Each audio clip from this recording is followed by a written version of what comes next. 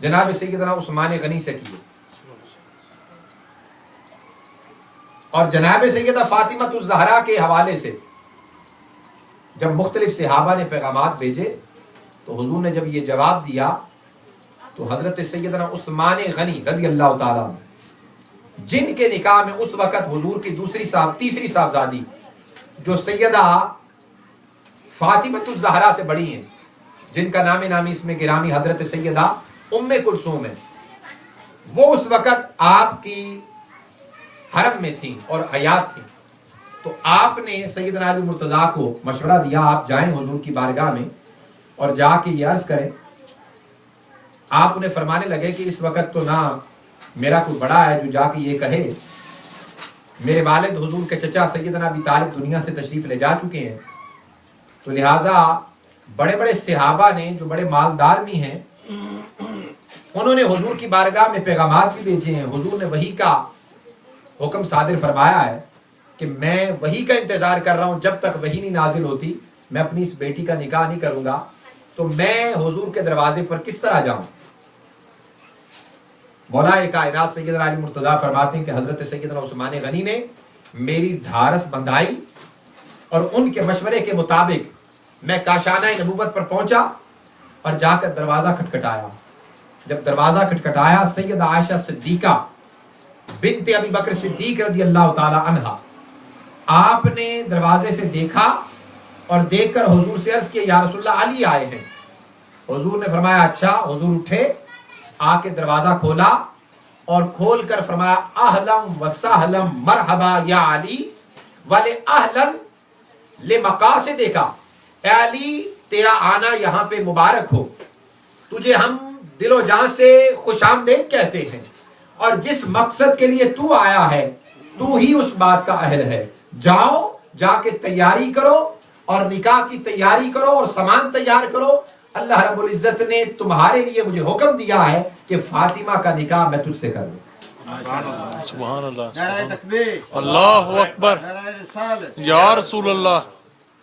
سیدنا علی مرتضیٰ کرم اللہ وجہ کریم فرماتے ہیں کہ میرے پاس زرہ تھی، میں زرہ لے کر بیچنے کے لیے چلا، سیدنا عثمان غنی رستے میں مجھے ملے اور نے پوچھا کیا حال ہے علی، کیا بنا؟ آپ فرماتے ہیں میں نے عرض کیا کہ حضور نے فرمایا جا کے تیاری کرو، تو میرے پاس پیسے نہیں ہیں، میں زرہ بیچنے جا رہا ہوں۔ سیدنا عثمان غنی فرمانے لگے علی المرتضیٰ بتائیے یہ زرہ کتنے کی بیچتے ہیں؟ وہ کہتے ہیں جتنی قیمت ہے اتنی مل جائے تو میں بیچ دوں گا۔ سیدنا عثمان غنی نے اپنی جیب میں ہاتھ ڈالا، صاحبان تاریخ لکھتے ہیں آپ کی جیب میں اس وقت 400 درہم تھے، نکال کر جناب علی مرتضیٰ کے ہاتھ پہ رکھے اور سیدنا علی مرتضیٰ فرمانے لگے اے عثمان اتنی اس کی قیمت تو نہیں ہے جتنی آپ دے رہے ہیں، 400 درہم زرہ کے؟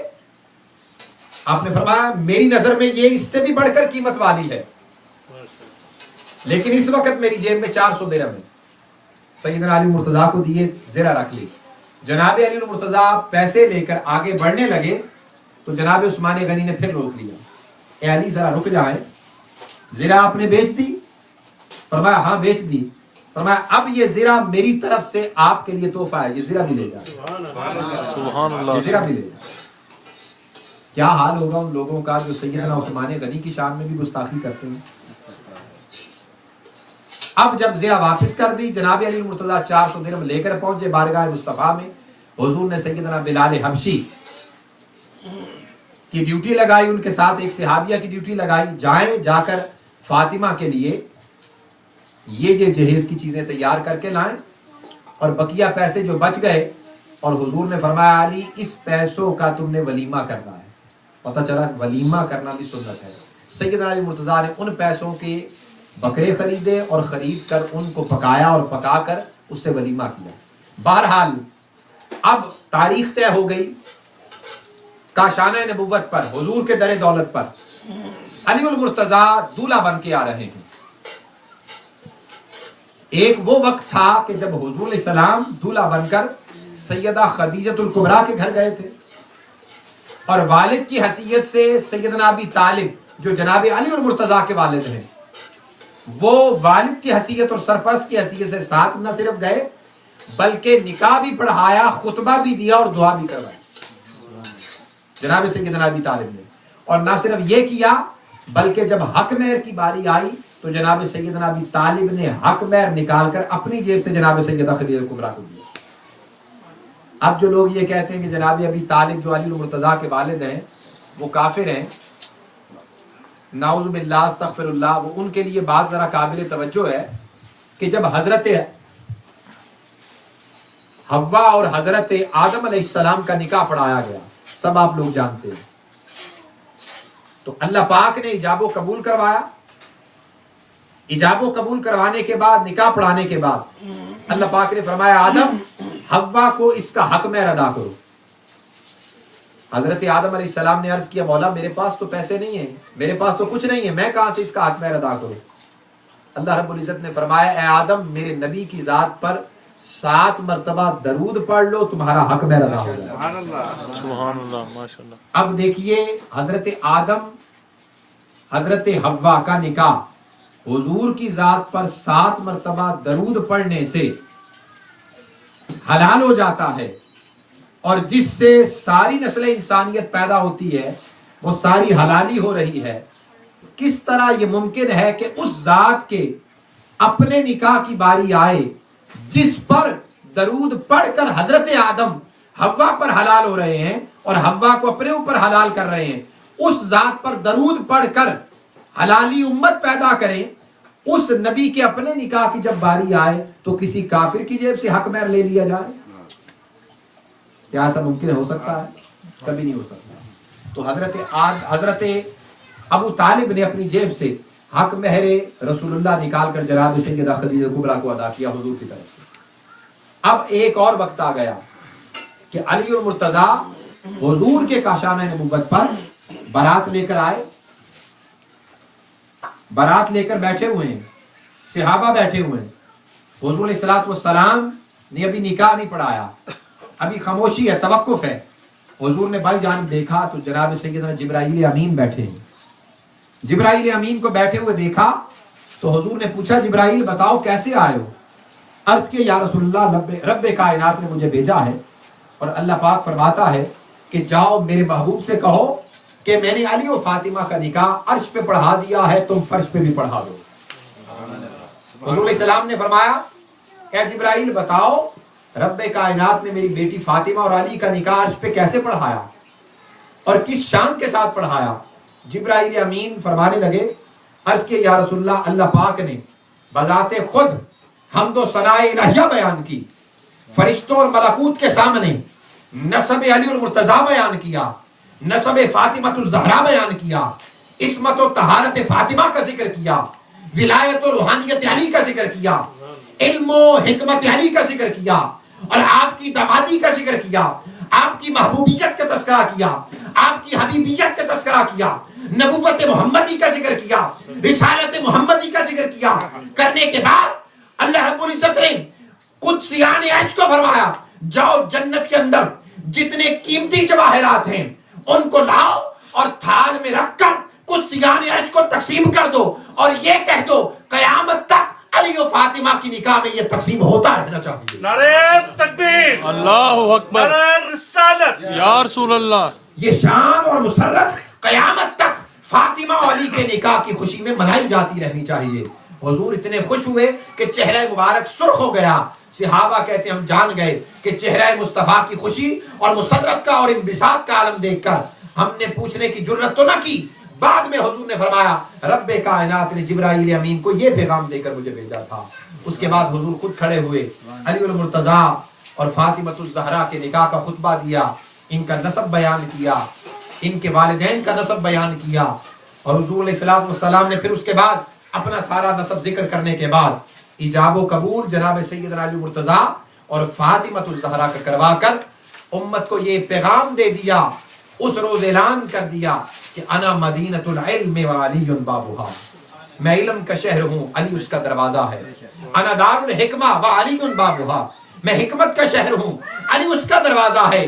اور پھر आका है दो जहां ने खुतबा हुज्जतुल विदा के मौका पर ये ऐलान किया, मन कुन्तु मौलाहु फहाज़ा अलीयुम मौला, अरे जिसका मैं मौला हूं मेरा अली उसी का मौला है। और हुजूर ने फिर दुआ फरमाई, अल्लाहुम्मा वाले मन वालाहु अल्लाहुम्मा आदि मन आदाहु, ए बारी ताला जो शख्स मेरे इस अली को दोस्त रखता है तू भी उसको दोस्त रख, और जो इससे अदावत रखता है तू भी उससे अदावत रख। और फिर हदीस पाक में आता है हुजूर सल्लल्लाहु अलैहि वसल्लम ने इरशाद फरमाया, मन अहब्बा अलीयन फकत अहब्बनी, जिसने अली से मोहब्बत की उसने मुझसे मोहब्बत की। मन आदा अलीयन फकत आदनी, जिसने अली से अदावत रखी उसने मुझसे अदावत रखी। और फिर हुजूर सल्लल्लाहु ने फरमाया, मन अहब्बल हसना वल हुसैना व अबाहुमा व उम्महुमा फकत अहब्बनी व मन अहब्बनी फकत अहब्बल्लाह, मन अबगदल हसना वल हुसैना व अबाहुमा व उम्महुमा फकत अबगदनी व मन अबगदनी फकत अबगदल्लाह। हुजूर फरमाते हैं, जिसने हसन से मोहब्बत की, हुसैन से मोहब्बत की, इन दोनों के बाप से मोहब्बत की, इन दोनों की माँ से मोहब्बत की, उसने मुझसे मोहब्बत की। जिसने मुझसे मोहब्बत की उसने खुदा से मोहब्बत की। जिसने हसन से बुग़्ज़ रखा, हुसैन से बुग़्ज़ रखा, इन दोनों के बाप से बुग़्ज़ रखा, इन दोनों की माँ से बुग़्ज़ रखा, उसने मुझसे बुग़्ज़ रखा। जिसने मुझसे बुग़्ज़ रखा उसने खुदा से बुग़्ज़ रखा। और जनाब सैयदा आयशा सिद्दीका बिनते अबी बकर सिद्दीक फरमाती हैं, आप फरमाती हैं, मा राइतु बाद रसूलिल्लाह अफदल मिन फातिमतुज़ ज़हरा, मैंने हुजूर के बाद फातिमतुज़ ज़हरा से अफजल किसी को पाया ही नहीं।